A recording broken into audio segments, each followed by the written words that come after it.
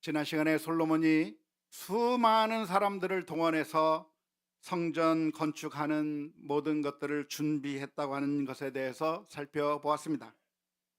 정말 많은 사람들이 동원이 된 거죠. 정말 많은 물자가 동원이 되었던 것입니다.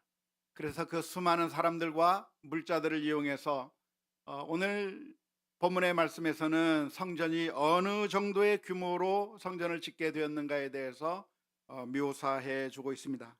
그 성전 규모가 정말 엄청났다고 오늘 성경에서 기록하고 있는데요. 2절 말씀에 보면 성전은 길이가 몇 규빗? 60규빗. 그리고 너비가 20규빗, 높이가 30규빗. 규빗이 어느 정도 길이죠? 규빗이라고 하는 것은 여기서부터 여기까지의 그 길이를 규빗이라고 합니다. 그렇기 때문에 대략 45cm 정도라고 할 수 있으니까 편리하게 50cm 정도라고 우리가 계산을 하게 된다고 한다면 길이가 60규빗이라고 하면 길이가 몇 미터 정도라고 보면 될까요? 30m. 그렇죠? 너비가 20규빗이니까 몇 미터? 이렇게 산수가 안 돼서야 10m. 그렇죠? 높이가 30규빗이니까 몇 미터? 15m.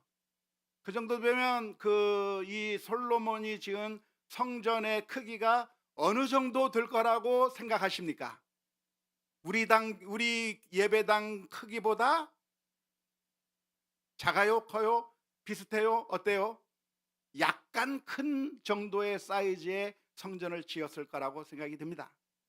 다시 말하자면 우리 예배당의 길이가 이쪽에서 이쪽까지 약 2m인가 3m인가 되는데 20m가 아니라 30m니까 한 7m 정도 더 뒤로 더 나가고, 그리고 이쪽 너비가 우리가 한 12m 정도 될 텐데 10m 정도 너비니까 대략 우리 교회당보다 조금 더 길고 약간 좁은 그런 건물이니까 그 당시 지었던 솔로몬 성전이 우리 교회 예배당하고 얼추 비슷하겠다 생각하시면 될 것 같습니다.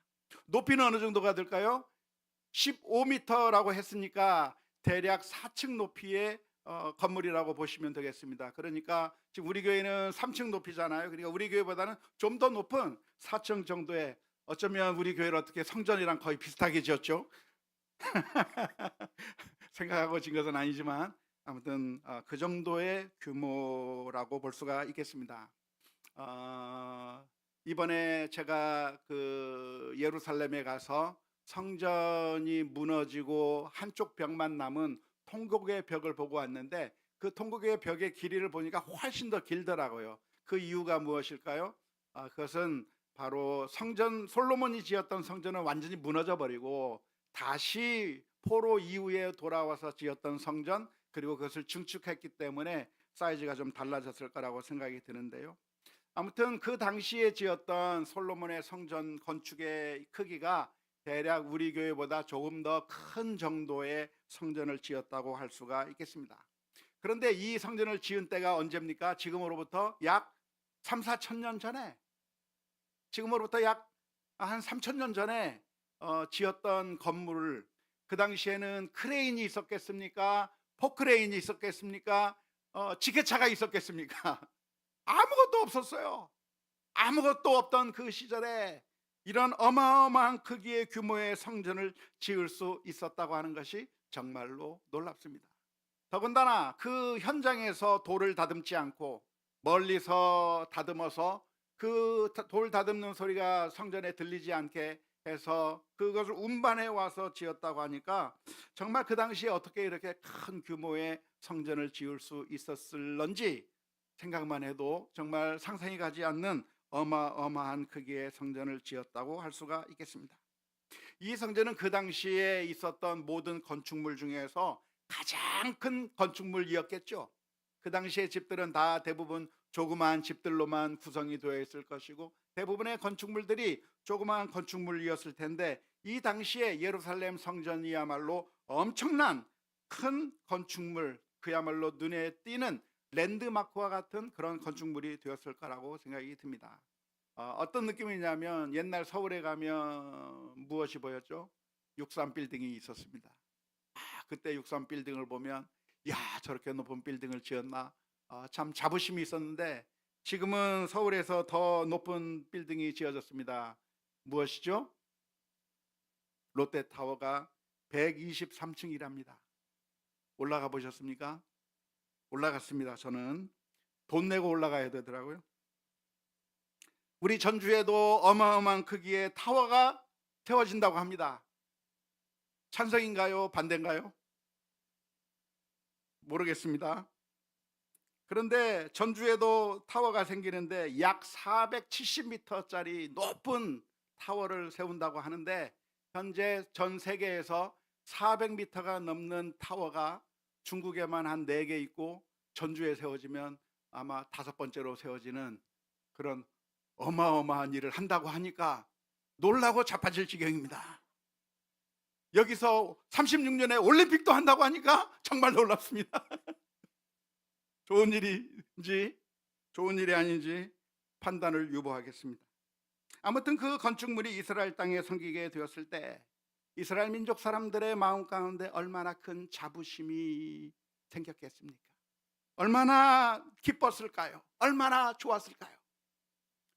우리도 예배당을 건축하고 테이프를 끊을 그때, 우리도 예배당을 건축하고 이 자리에 와서 함께 예배를 드리게 될 때 다른 교회들에 비해서는 작지만 그럼에도 불구하고 정말 기쁨과 행복이 넘쳤던 그 기억이 아직도 생생한데요.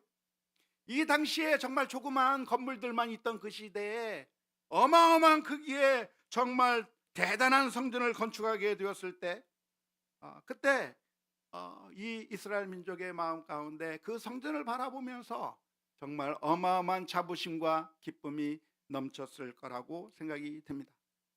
그런데 그 성전을 지은 솔로몬을 향해서 하나님께서 하신 말씀이 열왕기상 6장 11절에서부터 13절까지의 말씀 가운데 기록되어 있습니다. 여호와의 말씀이 솔로몬에게 임하여 이르시되 내가 지금 이 성전을 건축하니 내가 만일 내 법도를 따르며 내 율례를 행하며 내 모든 계명을 지켜 그대로 행하며 내가 내 아버지 다윗에게 한 말을 내게 확실히 이룰 것이요 내가 또한 이스라엘 자손 가운데 거하며 내 백성 이스라엘을 버리지 아니하리라 하셨더라. 이게 무슨 말씀일까요? 하나님께서 솔로몬에게 해주신 말씀이 야, 네가 이런 어마어마한 성전을 지었구나, 네가 엄청난 큰 일을 했구나, 됐다, 이젠 됐다, 이제부터 내가 하늘의 문을 열고 너에게 모든 축복을 쏟아 부어주겠다라고 말씀하지 않으셨어요. 그 성전을 바라보면서 내가 전에는 천막에 거주했는데 내가 나를 위해서 이렇게 어마어마한 삐까번쩍한 이런 대단한 건물을 지었으니 이제는 다 됐다, 이제는 괜찮다, 내가 너에게 엄청난 복을 내려주겠다고 말씀하지 않으셨습니다. 오히려 무슨 말씀을 해 주셨습니까? 네가 성전을 지었는데 내가 너희와 함께 할 것이며 내가 너희에게 은혜를 베풀어 주실 거라고 하시면서 해주신 말씀이 무엇이냐면 너희가 내 법도를 따라라, 너희가 내 율례를 행해야 한다, 너희가 내 계명을 지켜야 한다. 그러면 내가 다윗에게 약속한 것을 너희에게 이루어 줄 것이고 내가 이스라엘 민족과 함께 할 것이고 하늘의 은혜를 너희들에게 베풀어 주시겠다고 약속해 주신 것입니다. 법도를 따라야 하고 율례를 행해야 하고 계명을 지켜야 한다고 그랬는데 법도와 율례와 계명이 뭐가 다른 것이죠? 법도는 무엇이고 율례는 무엇이고 계명은 무엇인가요? 서로 다른 게 아니라 같은 의미를 여러 번 반복해서 강조하는 말씀입니다. 내 말을 지키란 말이야. 내가 들려준 이 메시지를 들어야 해. 내 명령을 지켜야 해. 내 말씀을 정확하게 들어야 된다고 하는 그 말씀을 그 같은 의미의 말씀을 3번 반복해 하면서 하나님의 말씀을 반드시 듣고 순종해야 된다고 하는 그 말씀을 강조해서 말씀해 주고 계신 것이죠. 그런데 이 말씀이 성전을 짓기 전이나 성전을 지은 후나 달라진 것이 하나도 없습니다. 성전을 짓기 전에도 중요했던 것은 너희가 내 말을 따르느냐, 너희가 내 법도를 지키느냐를 보시는 것이 바로 그것이 주님께서 하신 말씀이고, 성전을 지은 후에도 주님께서 하시는 말씀이 너희가 내 법도를 따를 수 있겠는가, 너희가 내 율례를 행할 수 있겠는가, 이것을 묻고 계신 것이죠. 우리는 눈에 보이는 것에 관심을 가지게 됩니다. 우리들의 눈에 엄청난 크기의 위용을 자랑하는 것을 볼 때 우리는 그것에 만족하기가 쉽습니다. 그래서 우리는 규모를 보는 거죠. 우리는 겉으로 드러난 그 모든 것들을 보는 것입니다. 솔로몬이 1000마리의 제물을 하나님 앞에 바쳤다고 하는 그 숫자를 보는 것이고, 성전이 어마어마한 크기로 지어졌다고 하는 그 규모를 보는 것이고, 그런 숫자와 규모에 열광하고 높은 그 드러낼 수 있는, 측량할 수 있고 잴 수 있는 것들이 어마어마한 것을 보면서 많은 사람들이 거기에 열광하고 빠져 들어갑니다. 그게 사람들의 관점인 것이죠. 하지만 하나님의 관점은 하나뿐입니다. 하나님의 관점은 너희가 내 말을 따르고 순종하느냐, 하나님께서는 그것을 보고 계시다고 하는 사실을 기억할 수 있기를 주님의 이름으로 축원합니다. 예수님께서 이렇게 말씀해 주셨습니다. 제자들이 예루살렘 성전을 보면서 그 성전의 아름다움을 이야기할 때 예수님의 대답이 어떤 말씀이셨습니까? 마태복음 24장 1절에서 2절 말씀에 예수께서 성전에서 나와서 가실 때 제자들이 성전 건물을 가리켜 보이려고 나아오니 대답하여 이르시되 너희가 이 모든 것을 보지 않느냐? 내가 진실로 너희에게 이르노니 돌 하나도 돌 위에 남지 않고 다 무너뜨려지리라. 그 어마어마한 성전이 그것이 하나님 앞에서 중요한 게 아니라 말씀하고 계시는 것이죠. 무엇이 중요합니까? 호세아서 6장 6절 말씀에 이렇게 기록합니다.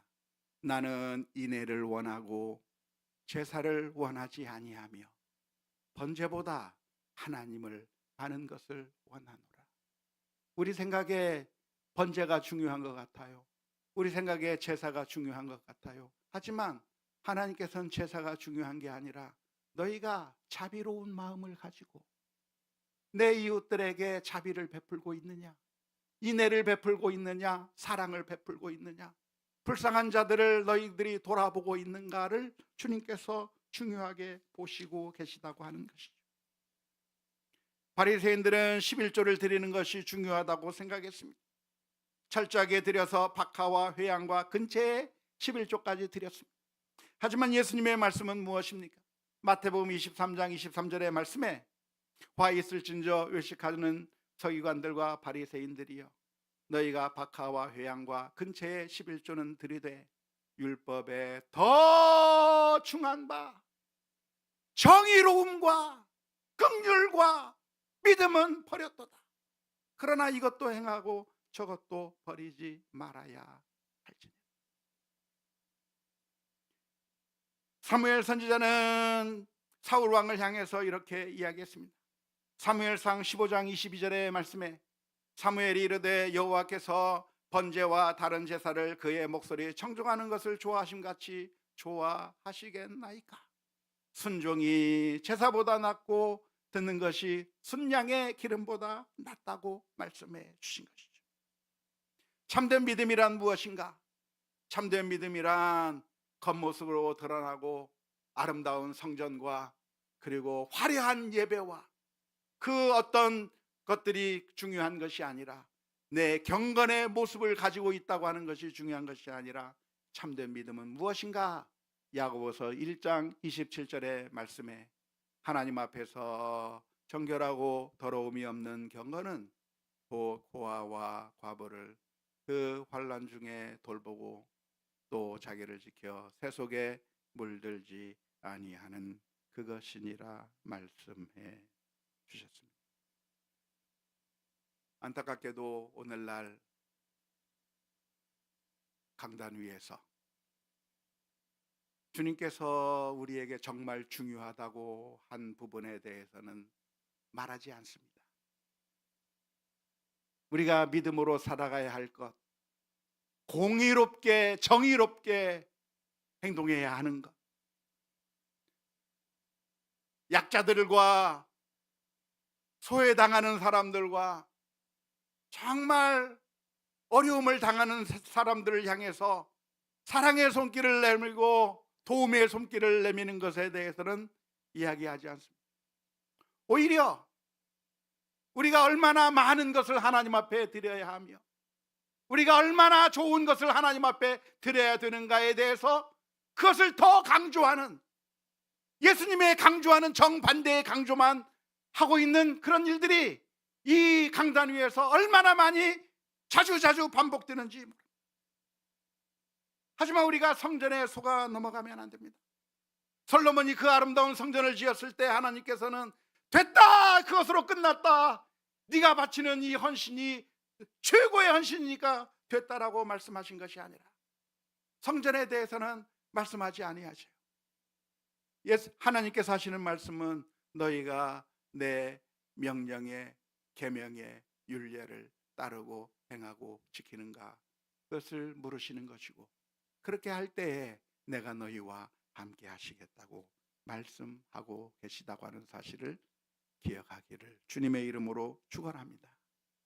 오해하지 마십시오. 그러니까 성전 필요 없다는 얘기 아닙니다. 예배 필요 없다고 하는 말이 아닙니다.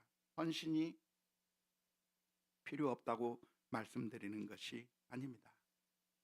종종 반대 작용으로 극단적으로 나가는 사람들이 있습니다. 예수님께서 강조하신 그 모습들을 보면서 그러니까 이거 다 필요 없다, 이거 아무 쓸데없다라고 이야기하는 분들이 계신데요, 그렇지 않습니다. 필요합니다. 하지만 예수님께서 경고하시는 것은 거기에 안주하거나 만족하고 속아 넘어가서는 안 된다고 하는 말씀이죠. 하나님께서 원하시는 것은 무엇인가? 우리가 하나님의 말씀에 순종하며 사는가? 그래서 사랑하고 용서하고 그리고 자비의 손길을 내밀고 있는가를 주님께서 보신다고 하는 사실입니다. 안타깝게도 솔로몬은 화려한 성전, 정말 웅장한 성전을 지었지만 말년에 솔로몬은 하나님의 계명에서부터 떠나버리고 말았습니다. 하나님의 말씀에서부터 떠나 이방 신을 섬기고 하나님을 배신하는 그런 일들을 하게 된 것이죠. 가장 지혜로웠던 솔로몬 왕이 가장 어리석은 선택을 했던 것을 압니다. 오늘 우리는 늘 살아가면서 하나님께서 솔로몬에게 해주셨던 이 말씀을 언제나 기억하며 우리가 하나님의 말씀 가운데 순종하고 있는가, 나는 하나님의 말씀을 따르고 있는가, 지키고 있는가, 이 점을 항상 묵상하면서 순종의 길을 걸어가는 우리 모두가 다 될 수 있기를 주님의 이름으로 축원합니다. 그런데 과연 우리가 하나님의 계명에 우리가 온전하게 순종할 수 있을까요? 순종하기가 어려운 것이죠. 우리는 늘 넘어집니다. 하나님의 말씀대로 살지 못합니다. 바로 그렇기 때문에 예수님께서 우리 가운데 오셨습니다. 예수님께서는 친히 성전이 되어 주셨어요. 예수님께서는 친히 성전의 역할을 수행하셨습니다. 친히 자신의 몸으로 제사를 드리셔서 하나님과 우리 사이를 관계를 회복시켜 주시고, 그래서 우리가 하나님께로 나아갈 수 있도록 그 길을 만들어 놓으신 것이죠.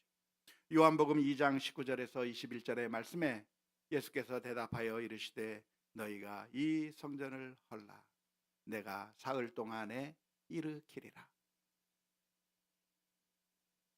유대인들이 이르되 이 성전은 46년 동안 지었거늘 내가 3일 동안에 일으키겠느냐 하더라. 그러나 예수는 성전된 자기 육체를 가리켜 말씀하신 것이라. 솔로몬이 지었던 그 성전은 정말 외향적인 면에서는 완벽했었습니다.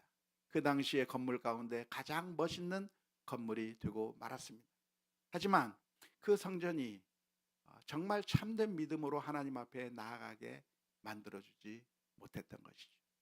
그런데 우리 주님께서 오셔서 하나님의 말씀에 전적으로 순종하고 복종하시며 또한 우리를 하나님께로 연결해 주는 진짜 성전의 역할을 감당해 주신 것입니다.